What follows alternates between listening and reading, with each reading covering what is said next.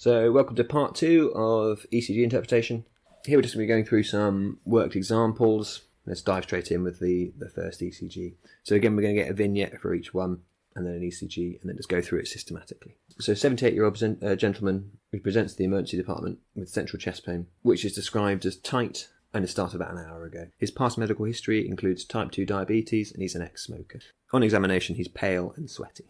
So based purely on that, you can kind of get an idea of what you're looking for. Already your brain is probably ticking over and thinking, acutely unwell patient with some chest pain, presented to the emergency department, so presumably unwell, and that should raise our clinical suspicion for certain pathologies. So there's an ECG.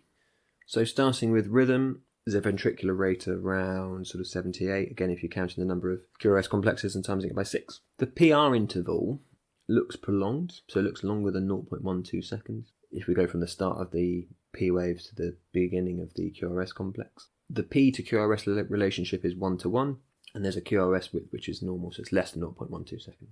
There is also one ectopic beat, about 2/3 in on the rhythm strip, just before it goes into V6.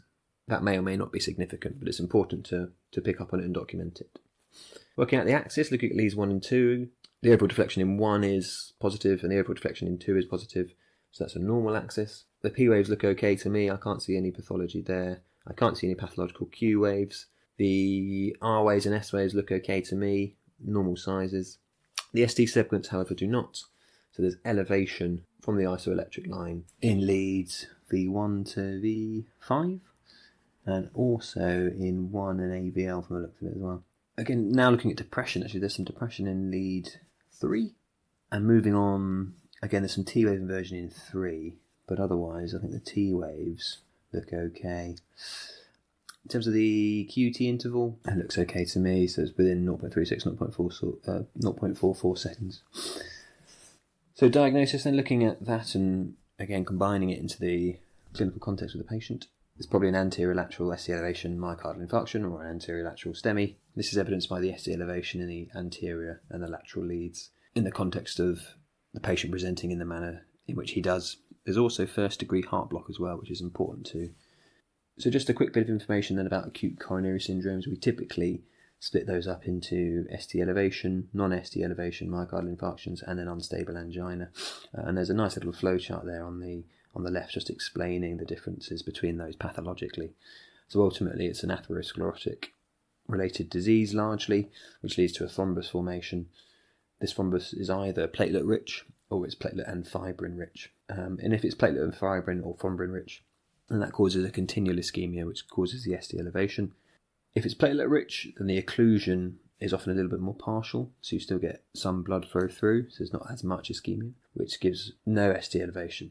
And in the context of a rise in troponins, which is a blood test, that could be an NSTEMI, or if there's no rise in troponins, that's unstable angina. So in terms of your definitions for an ST elevation MI, that's defined as elevation of greater than 1 millimetre in the limb leads or 2 in the chest leads, and it needs to be in 2 contiguous leads, so leads that are next to each other, i.e. V1 and V2. Or the other aspect is if there is a new left bundle branch block with a similar presentation as demonstrated in the vignette, that would signify an ST elevation MI as well. And these were important because we need to get them to the cath lab for primary PCI urgently. So moving on to number 2, again another vignette. This time we're looking at an 82-year-old chap who's presented to the respiratory outpatient clinic for review of his COPD and his pulmonary hypertension. He's asymptomatic, his breathing's well controlled, normal examination, and just a routine ECG. So again, we can use that information just to try and guide our thought processes before we look at the ECG. We're looking at a chap who's not acutely unwell, but has some important comorbidities. And there's his ECG. So again, just going through our rhythm axis, morphology, looking at his rhythm to start with, his rate appears regular, is around 72. Got a normal PR interval, normal P to QRS relationship. His QRS width is slightly broad, so it's greater than 3 small squares. Looking at his axis, a positive deflection in 1 and a positive deflection in 2, so we're pretty happy with that. Moving on to morphology, his P waves look normal to me. I can't see any pathological Q waves. In terms of his R and S waves, so looking at the chest leads, V1, V2, and 3 actually, He has essentially two R waves, so he has what we call an Rsr pattern. So he gets an initial R wave, goes down for the S wave, then goes back up for a second R wave. So that's an Rsr pattern in V1, V2, V3 as well, and lead 3. Moving on though, the ST segments largely appear normal. There's some slight downward sloping in 2, but the ST segment itself starts at essentially the isoelectric line, so I would be overly worried about that. T waves, there's some inversion in 3 and V1 and V2, and just finally checking the QT interval. That looks okay to me, that looks within normal range. So the diagnosis then, the Rsr patterns that give away with a broad QRS complex, this is a right bundle branch block. So what do we mean when we talk about bundle branch blocks? Broadly, we're talking about right or left bundle branch blocks. So anatomically, that's the electrical conduction of the heart shown there. As you get down past the AV node, past the bundle of His, the conduction fibres split into left and right bundle branches. And essentially one of these branches becomes impaired when we have bundle branch blocks. As a consequence, the impulse itself, because you only have one of the bundle branches working effectively, takes longer to get around the entire heart. And that's essentially what gives the broad QRS complex. It takes longer for the ventricles to depolarize as a consequence of not having those rapid conducting bundle branches working both sides. So that gives the typical Rsr pattern, sometimes referred to as an M or a W. And when we're looking at this, we often talk about William and Marrow, depending on where the Rsr pattern is. So if we're looking at Marrow, which is demonstrated in the top picture there, in V1 you get an M-type picture, where you have an Rsr pattern in V1. And then in V6 or V5, that M sort of reverse, so it looks more like a W. And that indicates it's a right bundle branch, with the Rsr pattern in V1, and the reverse Rsr pattern giving that W shape in V5 or V6.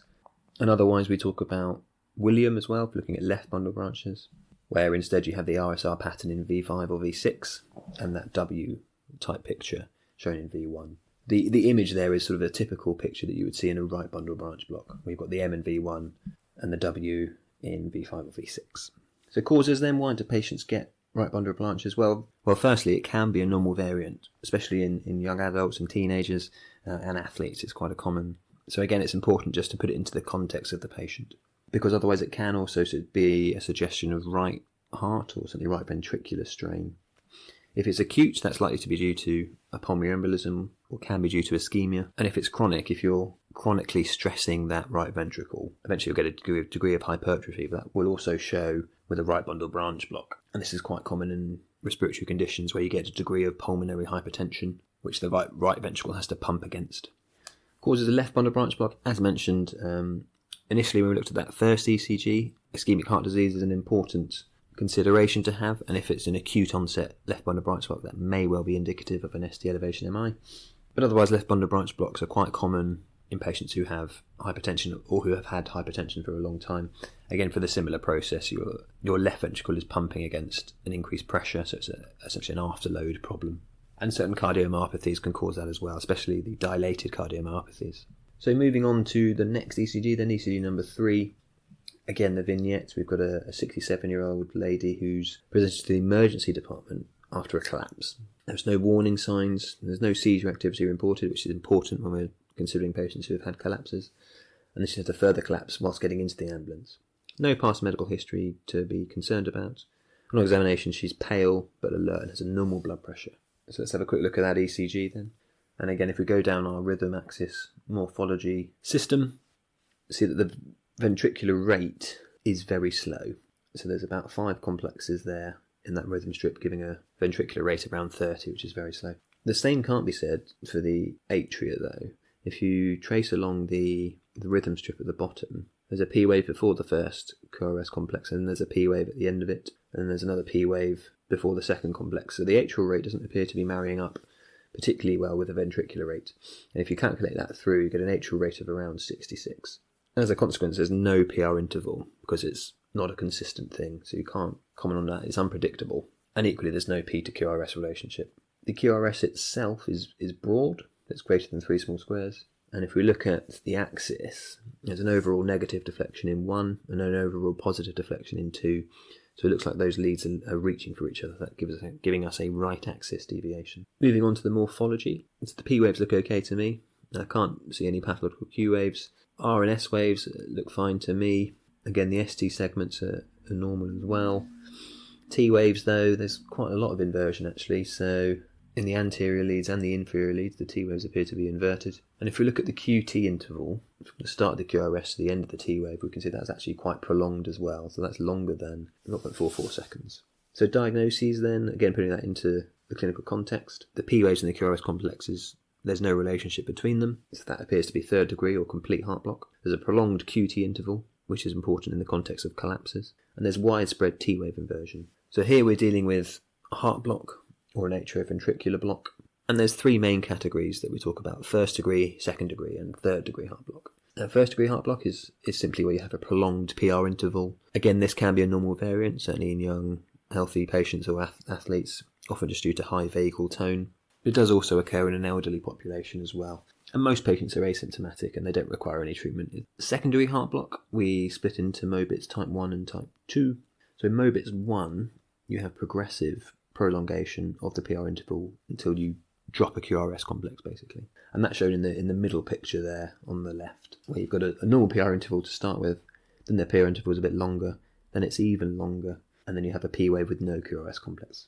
And that's often referred to as Ventricular phenomena, and hence Mobitz 1 is sometimes described as Ventricular. In Mobitz type 2, you generally have a normal PR interval, and then a random QRS complex is not conducted. And that's a little bit more concerning, because it just shows a degree of unpredictability, and these patients often are symptomatic and often require intervention such as a pacemaker. And the final heart block to be aware of is the most severe, which is complete heart block, or third degree heart block. And this is essentially where the atria and the ventricles are not communicating at all. There's no correlation between the P waves and the QRS complexes. As a consequence, the ventricles need to generate their own impulse, essentially. So it's often started by one of the ventricular myocytes, and it doesn't come from the faster depolarizing tissues like the bundle of His or the bundle branches. So again, that impulse takes a longer time to get around the ventricles, which gives a broad QRS complex. And that's what we term an escape rhythm. Patients with third degree heart block need to be on a monitor ideally, and they'll need a pacemaker acutely. More often than not, they will be symptomatic with collapses and syncopal events. So moving on to ECG number 4 then, the vignette this time is for a 49-year-old man who's presented to his GP for a review of his hypertension. He's clinically obese but has no symptoms of ill health. It's just a routine check. Again, we're not sort of expecting to find anything particularly acutely wrong with this gentleman. His ECG is shown there, and adopting our systematic approach again, looking at his rhythm. The rate's a little bit slow, around 45 if you track it through, but otherwise he has a normal PR interval. The P to QRS relationship is 1-to-1, and he's got a normal QRS width. Axis, looking at leads 1 and 2, they both appear fine to me. It's got a normal axis. Morphology-wise, normal P waves. I can't see any pathological Q waves. His R and S waves, though, they are quite large, and they were sort of overlapping each other in the chest leads. So V2, V3, V4, and V5 as well. You see the R and the S waves are overlapping each other because they're so large. The largest R wave is almost about 35 millimetres in V4 there, and the largest S waves a similar sort of size in V2 and V3. Moving on, the ST segments look okay, and equally the T waves are okay as well. QT interval, again, is within normal limits. So putting this all into context, we've got some large R waves and some large S waves in the context of a gentleman who's got hypertension. So the diagnosis here is a left ventricular hypertrophy, and he also, of note, has a sinus bradycardia.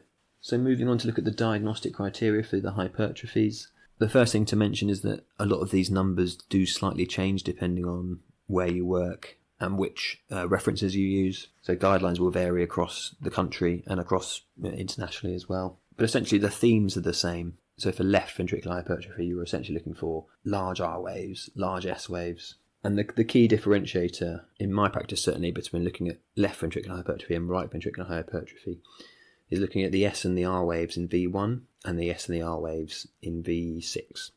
For left ventricular hypertrophy, the S wave in V1 plus the R wave in V5 or V6, if that's greater than 35 millimetres, that suggests left ventricular hypertrophy. And then for a right ventricular hypertrophy, if the R wave in V1 plus the S wave in V6 is greater than 10 millimetres, that would suggest a right ventricular hypertrophy. And there's two examples shown there. Again, moving on to the atrial hypertrophies, which are often seen in the context of the ventricular hypertrophies. The left atrial hypertrophy gives a wide biphasic P wave. There's a good example there shown. And right atrial hypertrophy gives a tall, what we often refer to as a peaky P, pulmonale P wave. And there's a lot of numbers there, a lot of data, and I think it's just important, certainly before an exam, just to try and get some of those in your head. There's no fun way to learn it, unfortunately. So moving on to the final ECG, Ecg Number 5. Here we have a 72-year-old female who's presented to the GP with reports of palpitations and a sensation that she might collapse, pre-syncopal sensations, although she hasn't actually had any collapses. She's had the symptoms for a few days.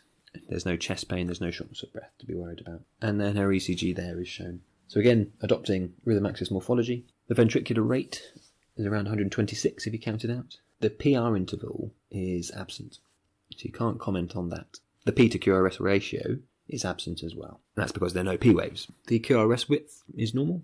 And again, looking at 1 and 2, the axis is normal. So as I mentioned, moving on to morphology, there are no P waves, so we can't comment on them. I can't see any pathological Q waves. The R and the S waves look okay to me. The ST segments are normal. The T waves are normal. And the QT interval is normal. So again, putting this into the context, patient presenting with palpitations. Looking at the ECG, no P waves. That's suggesting it's atrial fibrillation. And the official diagnosis there, as we've put at the bottom, is atrial fibrillation with a rapid ventricular response.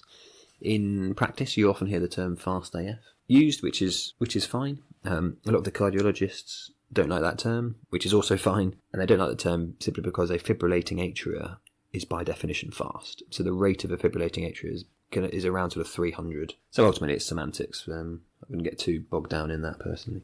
So just a bit of background then about atrial fibrillation.